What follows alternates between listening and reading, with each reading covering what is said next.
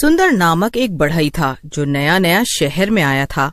सुंदर अपने ईमान धर्म का बड़ा पक्का था और बहुत ही ईमानदारी से काम करता था। शहर आने के बाद उसे कई सारे बढ़ई मिले थे जो कि उसे सिखाते थे कि कैसे थोड़ा बहुत हेरा फेरी करके वो ज्यादा पैसे कमा सकता है। लेकिन सुंदर सीधे रास्ते से पैसा कमाना ही सही समझता था। एक दिन सुंदर अपनी दुकान पे काम कर रहा था कि तभी वहाँ कुछ लोग बड़ी गाड़ी लेकर आए। गाड़ी में से एक आदमी निकला जो सूट बूट पहन कर आया था। उसके साथ में 2 और कर्मचारी भी थे। क्यों भाई, यहाँ तुम्हें पहले तो कभी नहीं देखा, नए आए हो क्या? जी साहब, हमारा गांव यहाँ से बहुत दूर है और हम वहीं से आए हैं यहाँ पर काम करने के लिए। ठीक है, ये हमारे मालिक हैं। ये पास में ही एक नया पार्क बनवाने जा रहे हैं, तो उस पार्क में जितनी भी बेंच होगी वो हमें लकड़ी की बनवानी है और पार्क के झूले भी बनवाने हैं। तो तुम बताओ, हमारे लिए काम करोगे? जी साहब, जी जी बिल्कुल। ये तो आपका बड़प्पन है कि आप मुझसे इतने बड़े पार्क का काम करवाएंगे। हाँ ठीक है, हम तुम्हें काम तो दे रहे हैं, मगर ध्यान रहे कोई भी लापरवाही नहीं होनी चाहिए। और हाँ, पार्क बनवाने के लिए जो भी सामान की जरूरत पड़ेगी वो हम भिजवा देंगे। जी ठीक है साहब। और हाँ, कोई भी कमी नहीं आएगी काम में, आप बेफिक्र रहिए। फिर अगले ही दिन से सुंदर पार्क के काम में लग जाता है। उसके लिए एकदम से इतना बड़ा काम मिलना तो मानो किस्मत के खुल जाने जैसा था। उसे ये उम्मीद हो गई थी कि अब उसे अच्छा काम मिलता रहेगा। वो पार्क के लिए बेंचें बना रहा था कि तभी उसे नजर आया कि बेंच बनाने वाली लकड़ी में दीमक लगी हुई है। अरे ये क्या, इन लकड़ियों में तो दीमक लगी हुई है। लगता है इन लोगों ने ध्यान नहीं दिया और गलती से ये दीमक वाली लकड़ी आ गई। चलो मैं अभी चलकर बता देता हूँ।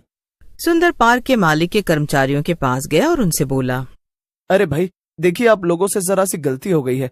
आपने ये जो लकड़ी भिजवाई है ना बेंच बनाने के लिए, इसमें तो दीमक लगी हुई है। हाँ तो हम क्या करें? ये आप कैसी बातें कर रहे हैं? अगर लकड़ी खराब है तो हम उसका इस्तेमाल नहीं कर सकते हैं ना, हमें लकड़ी बदलनी पड़ेगी। अच्छा, और वो भला क्यों? अरे अगर इस खराब लकड़ी से बेंच बनाई तो उसके टूट जाने का खतरा हमेशा बना रहेगा। इससे लोगों को चोट भी लग सकती है। अरे भाई, ऐसा जरूरी तो नहीं है ना कि लकड़ी टूट ही जाए और किसी को चोट लग ही जाए। अरे हमारे घरों में भी तो लकड़ी का फर्नीचर रहता है और उसमें भी कई बार दीमक लग जाती है, तो क्या इससे किसी को चोट लगती है? अरे पर देखो, ये परवर मत करो। अगर तुम्हें काम नहीं करना है तो हमें बता दो, हम किसी और को काम दे देंगे। अरे नहीं नहीं, किसी और को क्यों दे देंगे, मैं हूं ना, मैं ही करूंगा। हाँ तो जाओ और करो ना, यहाँ पर खड़े खड़े समय क्यों बर्बाद कर रहे हो? देखो, ये पार्क का काम जल्दी से जल्दी खत्म हो जाना चाहिए, क्योंकि हमारे मालिक को विदेश निकलना है और वो चाहते हैं कि पार्क का उद्घाटन करके ही वो विदेश जाएं।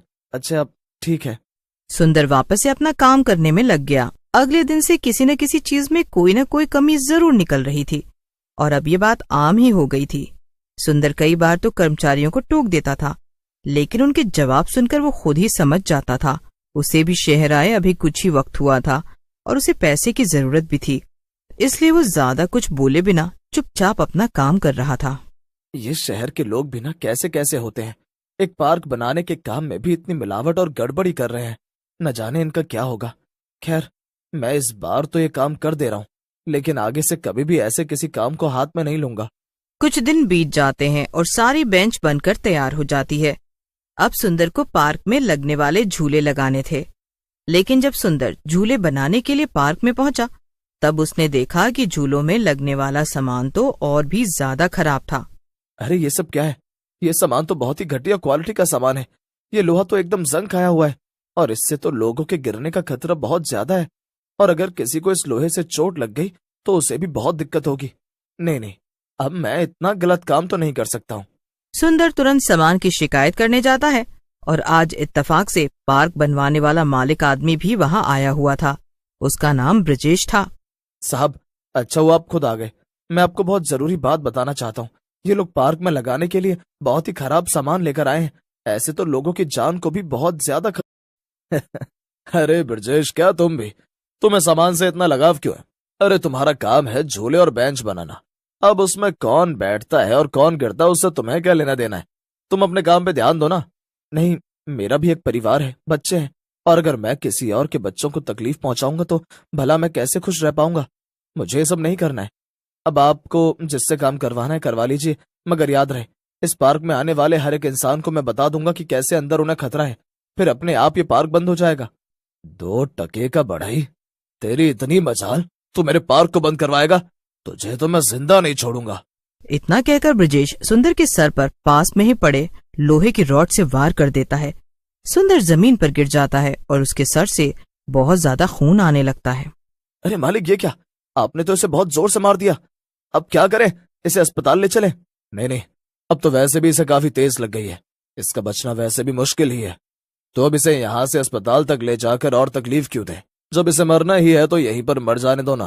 ब्रजेश की बात सुनकर सभी कर्मचारी हैरान हो जाते हैं और एक दूसरे को देखने लगते हैं। चलो चलो, जरा जल्दी करो, मेरे पास ज्यादा टाइम नहीं है। अरे ये इतना बड़ा पार्क है, यहीं कहीं से अच्छी सी जगह देखकर दफना दो। ब्रजेश ने जैसा कहा उसके कर्मचारियों ने वैसा ही किया और सुंदर को पार्क में ही दफना दिया। इसके बाद वो सब वहाँ से चले गए और सुंदर एक डरावने भूत में बदल गया। वो अपनी हालत देखकर रोने लगा। ये सब क्या हो गया? इन लोगों ने तो मुझे मार डाला, अब मेरे परिवार का क्या होगा? नहीं, मैं इनमें से एक को भी नहीं छोड़ूंगा, सबसे बदला लूंगा। और ये पार्क, इसे तो मैं कभी खुलने नहीं दूंगा। इस पार्क में अब मौत का साया रहेगा और यहाँ कोई भी नहीं आ पाएगा। पार्क का मालिक कुछ ही दिनों में दूसरे बढ़ई से झूले बनवाकर पार्क में लगवा देता है। आखिरकार वो दिन भी आ जाता है जिस दिन पार्क के खुलने का समय तय हुआ था। लेकिन सुंदर के भूत ने ठान लिया था कि वो पार्क में किसी को भी आने नहीं देगा। जैसे ही पार्क खुला, कुछ बच्चे वहां पर खेलने आए। सुंदर अचानक से एक झूले पर जाकर बैठ गया और झूला झूलने लगा। उसे देखकर बच्चे डर गए। सभी बच्चे डर के मारे पार्क छोड़कर भाग गए और अब जो कोई भी पार्क में आता, सुंदर उसे डरा धमकाकर भगा देता। लेकिन सुंदर का असली मकसद तो कुछ और ही था। 3 दिन हो गए और मैंने अभी तक किसी को भी पार्क में आने नहीं दिया है। लेकिन अभी तक यहाँ पर वो पार्क का मालिक ब्रजेश नहीं आया। मेरा असली मकसद तो उससे बदला लेना है। पता नहीं ये खबर उस तक पहुंची भी है कि नहीं कि इस पार्क में भूत का साया है। सुंदर का भूत खुद से बातें कर ही रहा था कि तभी वहां पर वो दोनों कर्मचारी आ गए जो ब्रजेश के लिए काम करते थे। वो दोनों आपस में बातें कर रहे थे। तू पागल है क्या? अगर लोग कह रहे हैं कि यहाँ पर भूत प्रेत का साया है तो तूने अभी तक मालिक को क्यों नहीं बताया? अरे यार, तुझे पता नहीं है कि मालिक विदेश गए हुए हैं? वो कल वापस आ जाएंगे, तब उन्हें सब बता दूंगा। और वैसे भी मुझे इस भूत प्रेत की कहानी पर बिल्कुल भी यकीन नहीं है। अरे ये सब तो बस कहानियां हैं। अरे नहीं, ऐसा नहीं है। तुझे याद नहीं है क्या कि हमने उस बढ़ई को यहीं पर दफनाया था? हो सकता है कि उसी की आत्मा भटक रही हो। अरे चुप हो जा, मुझे भी अपने साथ साथ डराना बंद कर। और वैसे भी हमने उस बढ़ई को नहीं मारा था, वो तो मालिक ने मारा था और हमने बस उसे दफनाया था। अच्छा, और इससे तुम एकदम शरीफ हो जाते हो? भूत को अचानक से अपने सामने देखकर दोनों कर्मचारी डर से कांपने लगे। भूत भूत, अरे ये तो उस बढ़ई का भूत है। ये तो सच में आ गया, यानी कि ये पार्क सच में भूतिया है। तो तुम्हें लगता है कि तुमने मुझे यहाँ दफना कर कोई गलती नहीं की और तुम दोनों शरीफ हो? तो फिर ठीक है, अब मैं भी एक शराफत का काम करूंगा। मैं भी तुम दोनों को यहीं पर दफना दूंगा। भूत की बात सुनकर दोनों कर्मचारी डर गए और वहां से भागने की कोशिश करने लगे। लेकिन भूत ने दोनों का गला पकड़ लिया और मरोड़ दिया। दोनों तुरंत मर गए। इसके बाद भूत ने उन्हें भी उसी जगह दफना दिया।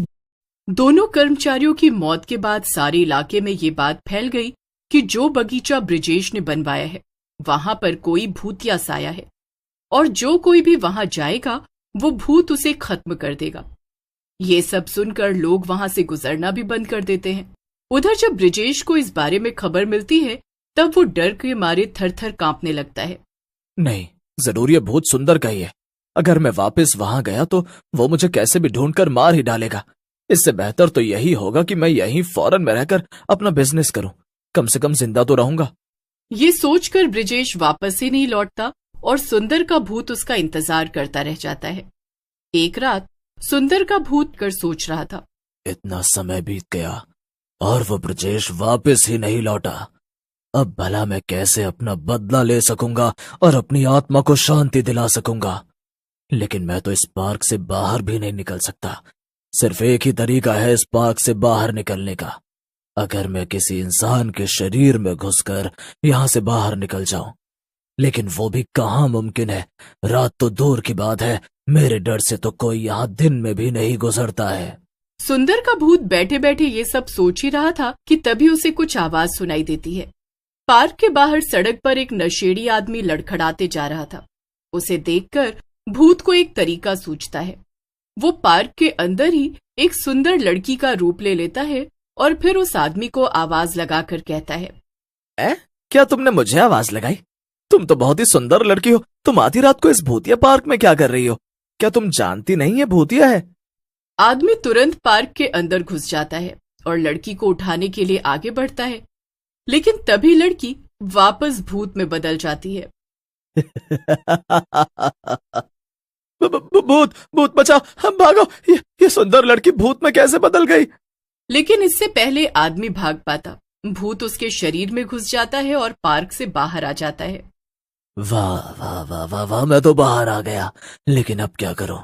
किसकी मदद लूं और उस ब्रजेश तक कैसे पहुंचूं?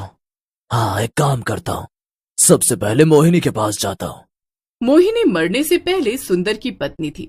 अब सुंदर के भूत के पास आखिरी रास्ता यही था कि वो मोहिनी के पास जाता और उससे मदद लेता। भूत जल्दी से अपने घर पहुंचता है और खिड़की से अंदर जाकर देखता है। अंदर मोहिनी और बच्चे सो रहे थे। भूत उस आदमी के शरीर से बाहर आ जाता है और तभी वो आदमी डर के मारे वहां से भाग जाता है। भूत घर के अंदर चला जाता है और धीमे से मोहिनी को उठाता है। मोहिनी, उठो, उठ जाओ मोहिनी। मोहिनी की जैसे ही आंख खुलती है, भूत को अपने सामने देखकर वो चिल्लाने लगती है, लेकिन भूत उसे शांत करा देता है। चुप हो जाओ मोहिनी, वरना बच्चे जाग जाएंगे। मैं सुंदर हूँ, मैं मरने के बाद एक भूत में बदल गया हूँ। ये सुनकर मोहिनी शांत हो जाती है। ये सब तुम क्या कह रहे हो? क्या सच में तुम मेरे मरे हुए पति सुंदर हो? बाहर ले जाकर भूत मोहिनी को सब कुछ बता देता है। भूत की बात सुनकर मोहिनी बहुत परेशान हो जाती है और उससे कहती है, तो अब हमें क्या करना है? ऐसे तो तुम हमेशा भटकते ही रहोगे, और वो ब्रिजेश का बच्चा, वो तो डर के मारे यहाँ वापस आने का नाम ही नहीं ले रहा है। करना क्या है? तुम बस मुझे कुछ समय के लिए अपना शरीर दे दो और अपनी फ्लाइट की टिकट बुक करवा दो, फौरन जाने की। अब मैं वहीं जाकर ब्रिजेश को मारूंगा। अरे तुम तो ऐसे बात कर रहे हो जैसे कि मरने से पहले बड़ी संपत्ति छोड़कर गए हो हमारे पास। यहाँ मैं जैसे तैसे इन बच्चों को पाल रही हूँ, फ्लाइट की टिकट कहाँ से खरीदूं? ओहो, तुम और तुम्हारे ताने। खैर छोड़ो, तुम मुझे अपना शरीर दो, मैं एयरपोर्ट पे लोगों को डराकर टिकट छीन लूंगा। हाँ, ये ठीक रहेगा। तो फिर मुझे मंजूर है, ले लो मेरा शरीर। अगले ही दिन सुंदर का भूत मोहिनी के अंदर घुसकर एयरपोर्ट पहुंच जाता है। सबसे पहले भूत को एक बूढ़ा आदमी दिखता है। भूत उसे रोककर पूछता है, जी क्या आप भी आज फॉरेन जाने वाले हैं फ्लाइट से? जी हाँ, पर क्यों? क्योंकि मुझे वो फ्लाइट की टिकट चाहिए बुड्ढे। चिंता मत कर, तू कल चले जाना, आज मेरा जाना ज्यादा जरूरी है। मोहन के अंदर मौजूद सुंदर का भूत उस बूढ़े आदमी से वो टिकट छीन लेता है और प्लेन में बैठ जाता है। कुछ देर इंतजार करने के बाद वो फॉरेन पहुंच ही जाता है। वहां पहुंचकर मोहिनी जल्दी से ब्रिजेश के ऑफिस जाती है और वहां जाकर उसे ढूंढ। ब्रिजेश फॉरेन में भी पहले की तरह गलत काम कर रहा था और पैसे कमा रहा था। यहाँ पर उसने अपना बहुत बड़ा ऑफिस भी बना लिया था। ब्रिजेश के ऑफिस पहुंचते ही सुंदर का भूत मोहिनी के शरीर से बाहर आ जाता है और ब्रिजेश के सामने चला जाता है। भूत, यहाँ तू जरूर सुंदर है, यानी कि तू यहाँ भी आ गया मुझे मारने। मैं यहाँ भी आ गया, लेकिन चिंता मत कर, मैं तुझे यहाँ नहीं मारूंगा, बल्कि मैं तुझे वापस ले जाने आया हूँ। मैं तुझे उसी पार्क में मारूंगा जहाँ तूने मुझे मारा था। समझ में आया? क्या? नहीं, प्लीज तुम मुझे माफ कर दो। बदले में मैं तुम्हारे परिवार को बहुत सारा पैसा दे दूंगा, जिससे तुम्हारी बीवी बच्चे बहुत अच्छे से जीवन जी सकेंगे। क्या सच में? तो वैसे कितना पैसा दोगे तुम मेरे परिवार को? अरे जितना तुम कहोगे, 10 लाख, 20 लाख, चलो मैं तुम्हारे परिवार को पूरे 50 लाख देने को तैयार हूं। तुम बस मुझे छोड़ दो। अपने परिवार को इतना सारा पैसा मिलने की बात सुनकर भूत सोच में पड़ जाता है। उसे मोहिनी की कही हुई बात भी याद आ जाती है कि वो कितनी मुश्किल से अपना घर परिवार चला रही है और बच्चों को पढ़ा रही है। वो मन ही मन सोचता है, अगर सच में ऐसा करने से मेरे परिवार को फायदा होगा तो क्या मैं इसे छोड़ दूं? बदले में मुझे बस हमेशा हमेशा के लिए उस पार्क में कैद होकर ही तो रहना पड़ेगा, लेकिन मोहिनी और मेरे बच्चे खुशी खुशी वहां रह पाएंगे। कि क्या सोच रहे हो तुम? तो क्या मैं ये डील फाइनल समझूं? तो फिर मैं अभी के अभी तुम्हारे बैंक अकाउंट में पैसे भिजवा देता हूं। हाँ, मुझे मंजूर है, पर मेरी एक शर्त है, तुम्हें मेरे साथ वापस तो चलना ही पड़ेगा। मुझे तुमसे एक बहुत जरूरी काम करवाना है। अच्छा, अब फिर ठीक है, मैं वापस चलूंगा, लेकिन बस तुम मुझे मारना मत। भूत ब्रिजेश को अपने साथ वापस ले आता है। फिर वो मोहिनी को ब्रिजेश से बहुत सारे पैसे भी दिलवा देता है, जिससे मोहिनी अच्छे से रहने लगती है। लेकिन अभी भी एक काम बाकी था। पार्क के लोग अभी भी पार्क को भूतिया ही समझ रहे थे और कोई भी वहां जाने से डर रहा था। साथ ही साथ पार्क के झूले अभी भी खराब थे। अगर कोई वहां जाता भी तो उसे चोट लग जाती। तो अब मैं वापस जा सकता हूँ क्या? मैंने तुम्हारा कहा हुआ सब काम कर दिया है ना, अब मुझे जाने दो वरना मेरा बहुत बड़ा नुकसान हो जाएगा। नहीं, अभी सारा काम नहीं हुआ है। सबसे जरूरी काम तो अभी बाकी है, और वो है ये पार्क, जिसका काम तुमने शुरू किया था वो अभी भी चालू नहीं हुआ है। इसलिए तुम्हें यहाँ का पहले काम खत्म करना होगा, तभी तुम वापस जा सकते हो। ओफो, ये मैं आखिर कहाँ आकर फंस गया हूँ? ये पार्क ठीक करवाने में तो बड़ा समय लग जाएगा। अब ये भूत तो मुझसे अपनी मनमानी करा रहा है। अगर अब मैं एक और दिन भी यहाँ रुक गया तो मेरी इतनी बड़ी डील मिस हो जाएगी। अरे क्या बड़बड़ा रहे हो तुम? क्या तुम ये काम नहीं करोगे? अरे नहीं नहीं, मैं भला आपको मना कैसे कर सकता हूँ? मैं ये काम करवा दूंगा, लेकिन अभी मुझे जाना ही होगा। अगर तुम चाहो तो मैं इस काम के लिए अपने कुछ आदमी भेज देता हूँ, वो यहाँ आकर सब संभाल लेंगे। लेकिन मेरा जाना बहुत जरूरी है। क्या? क्यों, ऐसा भी क्या काम है तुम्हें वहां फॉरेन में जो तुम्हारा जाना इतना जरूरी है? अरे वो फॉरेन में मैंने एक बहुत बड़ा हॉस्पिटल बनवाने के लिए डील साइन की है। वहां मैं आधे दाम पे हॉस्पिटल बनवा दूंगा, जिससे मेरा और सबका बड़ा फायदा होगा। क्या? मगर ऐसा कैसे? आधे दामों में हॉस्पिटल बनवाने से तो तुम्हारा नुकसान होगा ना। अरे नहीं नहीं, मेरा तो फायदा ही फायदा है। मैं यहाँ से झोला छाप डॉक्टर ले जाऊंगा और वहां के लोग आकर उनसे महंगा महंगा इलाज करवाएंगे। साथ ही साथ मैं हॉस्पिटल को बनाने में सस्ता सामान इस्तेमाल करूंगा। क्या? तो ये है तुम्हारा प्लान? हाँ, चलो अब मैं चलता हूँ और पार्क सही करवाने के लिए मैं किसी को भेज दूंगा। इतना कुछ हो जाने के बाद भी तुझे अक्ल नहीं आई ब्रजेश के बच्चे? अभी भी तेरा लालच तेरे सर पर चढ़ा हुआ है। तेरी वजह से मेरी जान गई और तू यहाँ पार्क बनवाकर न जाने कितने ही लोगों को नुकसान पहुंचाना चाहता था। जब मैंने तुझे यहाँ से डरा कर भगा दिया तो अब तू दूसरी जगह जाकर लोगों को नुकसान पहुंचाना चाहता है। तेरे जैसे इंसान कभी नहीं सुधर सकते। तेरी तो बस एक ही सजा है, मौत।